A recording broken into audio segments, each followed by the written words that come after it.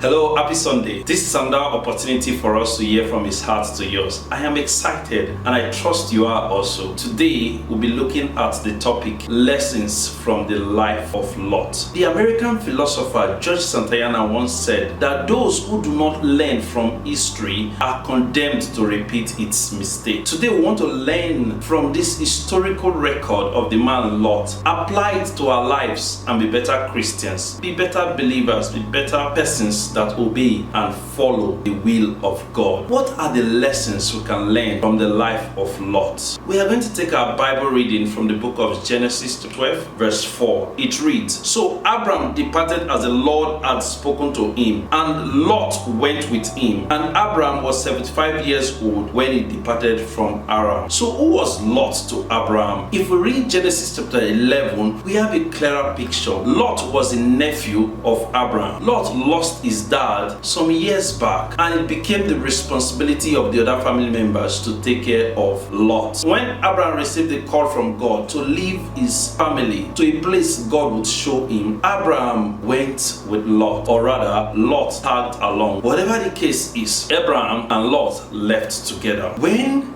they got to the land, in the course of their living together, when we read Genesis chapter 12, 13, 14, we see that God blessed Abraham, and for the very reason that Lot was with Abraham, Lot was blessed as well. There was a dissension between Lot's men and Abraham's men about resources for their cattle, for their animals to feed on. And Abraham, being the elder one, being the father in this case, called his nephew Lot. We don't have to quarrel, neither do our herdsmen have to quarrel over the limited resources. The land is open before us. How about you choose first? Then whatever is left, I will take you. Let's part our ways amicably. And Lot looked around, selected the choicest parts of the land, and departed with his men. At the point Lot was departing with his servants, his herdsmen, all the persons, because the Bible says Lot also prospered. He had many cattle, had many servants, had many tents. So Lot left with all these men. Abraham, on the other hand, had a lot of herdsmen, had a lot of cattle. He was rich in cattle,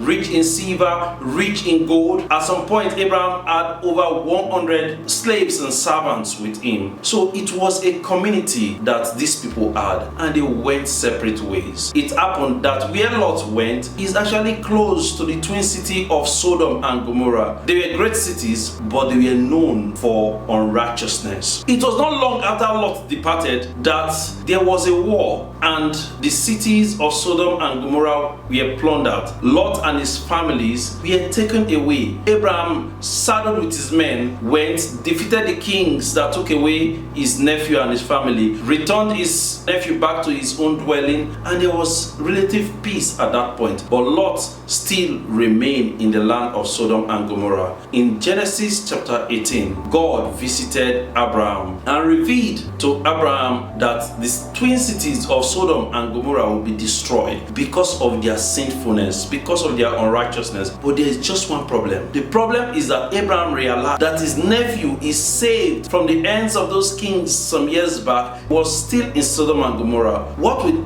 Abraham do? At this point, God had changed Abraham's name to Abraham. What will Abraham do? Abraham interceded for Lot, interceded for the family, interceded for the servant. But there was a problem. There was a problem because when Abraham started negotiation, he started by saying that, will the judge of the whole earth not do right? That question is rhetorical because it is implicit in the fact that the judge of the whole earth will always do right. God said to Abraham, if I find 50 righteous men in Sodom and Gomorrah, I will not destroy these cities. Abraham was startled. 50? Lot left here with a lot of men, left here with his wife, left here with his family. How about all we learn together? It may be surprising for you to see it from this angle, because if you look at Genesis 18, God was bragging with Abraham that he knew that Abraham will not only follow his words, he will also teach his family and his entire household to follow the Lord. You will see later on that, when we go through the book of Genesis, we see that when Eliezer, servant of Abraham, wanted to get a wife for Isaac, he prayed to the God of Israel because because Abraham taught his servants to follow in the way of the Lord. When the covenant of circumcision was given, Abraham made all his male slaves to be circumcised. So Abraham taught his family in the way of the Lord. And in that culture, the slaves were like properties to the slave owners. So whatever the slave owner dictates, the slaves obey. So it was implicit that Abraham was negotiating with the mindset that Lot, his slaves, his wife, as the case may be, will still be in that path of righteousness. But Abraham was startled that God could not get 50 righteous men in Sodom and Gomorrah. Negotiation went down to 10. And when they got to 10, it was obvious that there were no righteous men in Sodom. Abraham was so disappointed because somewhere, Abraham may be thinking, even my nephew Lot has lost it. So it happened. In Genesis 19, the angels, they visited Sodom and Gomorrah. While they were there, Lot, who was sitting outside, saw them, received this angel, asked them to come in, not to spend the night in the open square, but that would not be safe for them. He insisted and they came in. When they came in, the men of Sodom and Gomorrah came and wanted to have sex with them. The homosexuals, they wanted to have sex with them. Lot pleaded that they should not do this to his guests. He pleaded seriously. At some point, he was so desperate that he told them, rather than know these men carnally, it's better you sleep with my daughters. These people are under my roof. Please don't do this to them. I will give you anything. But the men insisted that they want to defile these unknown visitors. And that was when it began. The destruction of Sodom and Gomorrah. That was the beginning of the end of these two great cities. What followed next was the salvation of Lot and his family and destruction of the cities. Because the angels, they showed that they were no ordinary visitors. They were visitors from heaven. What are the lessons we can learn from this story of Lot? Lot is such a significant character in the Bible because we saw his name first in Genesis 11 and later we'll see his name in 2 Peter chapter 2 verse 9. Peter said Lot was a righteous man. Peter called Lot righteous Lot. That while Lot was in Sodom and Gomorrah, because of the iniquity, because of the wickedness, the evil, the sinfulness around these cities, his soul was continuously being grieved by the actions of these people. So what are the lessons we can learn? I noted 5 lessons that we can learn from this story and we can apply to our lives. The first thing is that an open door to a wall of opportunities does not always lead one to the presence of God. Some physical prosperity are not from God. When Lot saw the land green, prosperous, when Abraham asked Lot to choose, he saw the side that was green and prosperous. He didn't even give it a thought that, this is a misnomer. My uncle is supposed to choose before me. That is the right thing to do. Sir, please choose before I choose. I can't do this. Lot did not say that. Lot jumped at the opportunity. So an open door will not always lead you to the very presence of God, to the will of God. So the fact that there is an opportunity to make an income, the fact that there is an opportunity to get married, the fact that there is an opportunity, first pause. Is this the will of God? Don't just jump at the opportunity. What the man who is concerned about the will and the leading of God is about is first, what is the position of God about this? That is the right way. Lot missed that. He jumped at the opportunity and he found himself in cities that will drain that moral blood away from his family, that will drain that spiritual essence, that spirituality from his family, and it did not end well. The second thing we can learn from the life of Lot is your environment has a very strong impact on your life and the lives of your family members. Your environment has a very strong impact on your life and the lives of your family members. Lot left the presence of his uncle Abraham with his servants, who at that point were already acquainted with the way of God Almighty. But when they got to Sodom and Gomorrah, they lost their spiritual vigor. Because when Abraham was negotiating for even 10 righteous men, God said, no, they are not. What they needed more is perhaps Lot, his wife, the 3 daughters, and just 5 men, 5 servants that are still righteous,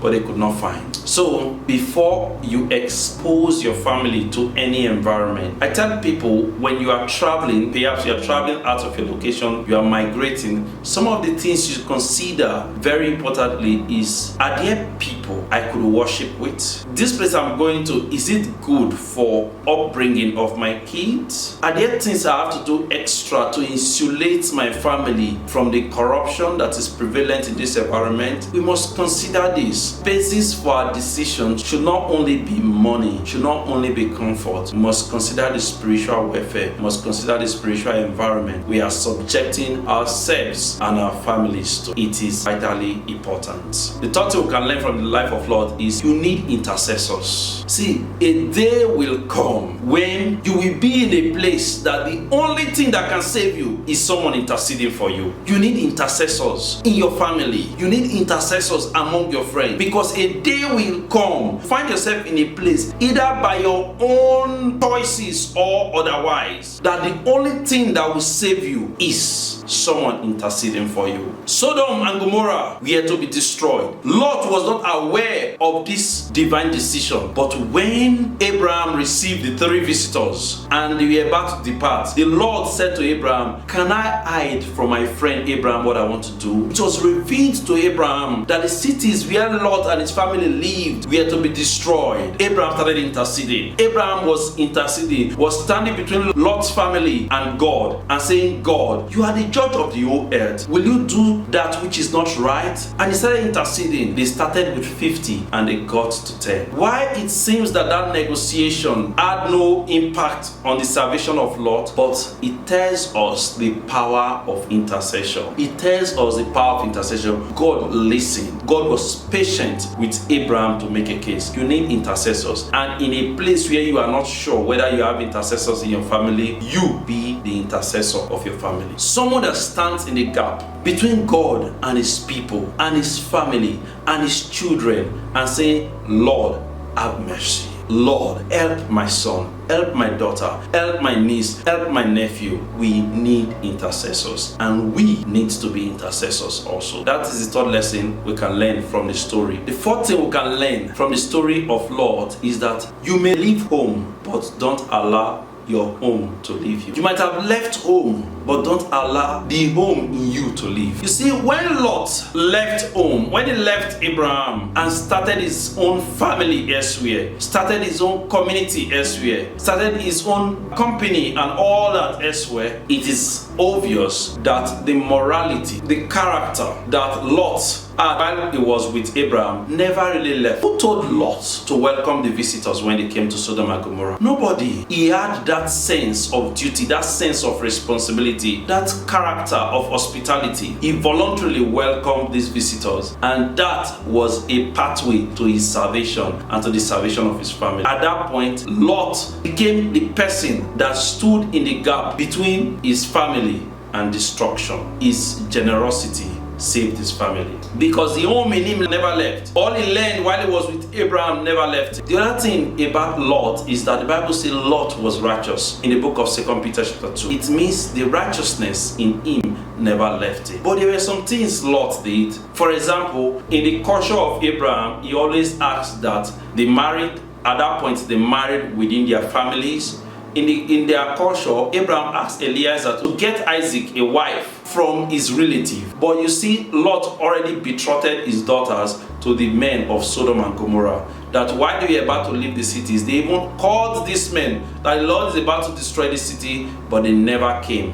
They were destroyed in the city. Bottom line is, don't allow the home in you to leave. Don't allow the virtue, the character, the home training in you to live even when you leave home. That may just be what will save you where it matters the most. Last lesson we can learn is actually from Lot's wife. When the angels were rescuing them out of the cities of Sodom and Gomorrah, there was an explicit command: leave this city, do not turn back, hurry and leave this place. It was recorded that Lot's wife turned back and turned into a pillar of salt. The message here is a very strong one.